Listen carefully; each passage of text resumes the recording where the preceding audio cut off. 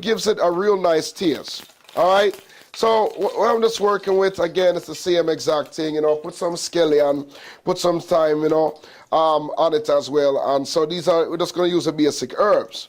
So it's really good. Once you pretty much cut up everything, you can cut it up fine as you want. Now I'm working here with maybe almost a half a pound of curry chicken.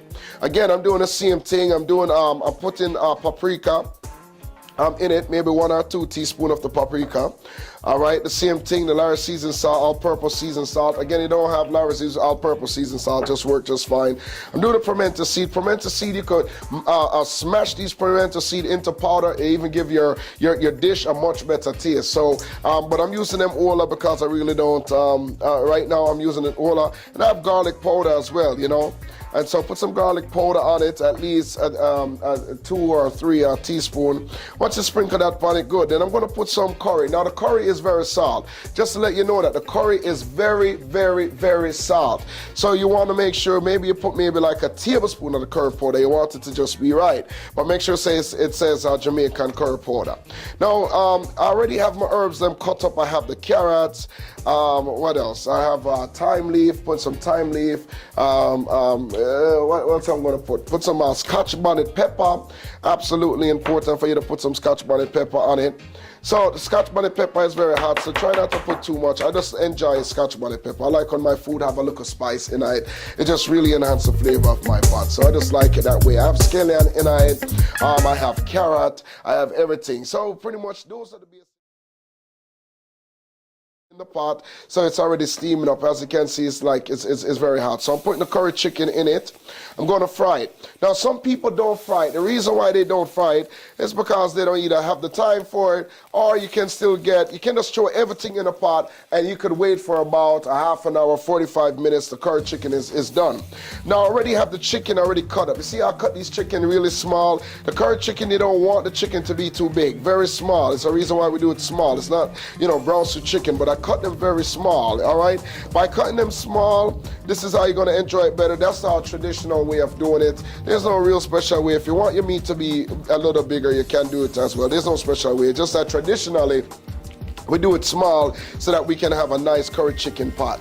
All right, so this way you can enjoy it. So all I'm pretty much doing right now is actually browning the curry chicken, and so once I brown the curry chicken, you know, I'm really good to go. And so the pot is on medium high and everything is just wonderful. All right, so that's it. Again, if you want, you can actually put, you know, everything in the pot, the seasons, the curry, everything, and just put maybe a cup of water in the pot. Put the stove pan low and just make it simmer, just make it cook. Now curry is something that has to be cooked. Why curry is something that has to be cooked? Because if the curry is not cooked properly, it can run your stomach.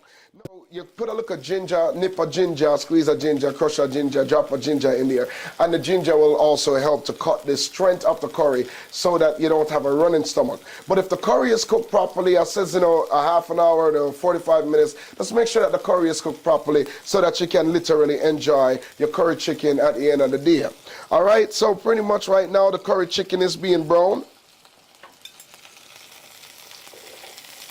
And it's smelling really good. It's smelling really nice. I'm telling you.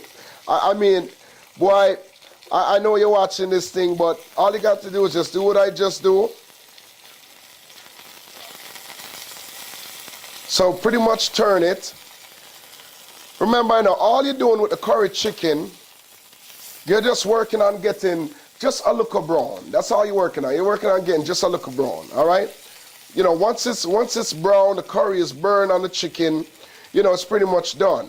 As you can see how it look in the pot, you could actually see how these one right here is already brown. So that's good. You know, once it get like that, the curry is burned on it. Then the next thing you can do, once it's fried on both sides, is take now your vegetable and just simply throw it right on top. And then with your curry bowl now, because you have curry in here, is just simply get some water, all right? I have about a cup of water. Like I said, I'm pretty much going to use probably about a cup of water to kind of top it off. So in your bowl, you just, you know, pretty much let the water run off the curry. Now, the curry is very strong. If you get on your clothes, it stay in your clothes. You can use gloves and handle your food. I'm just using my basic, and chef actually do them things already. Just use them on, and that's it. All right, so I'm using about a cup of water because I want my curry to really cook properly. All right, so now what I'm gonna do is make it simmer down. Now, if it look as if you don't have enough curry, I'm gonna give you just a simple idea. If it look as if you don't have enough curry, I want you to take maybe a teaspoon of curry, all right?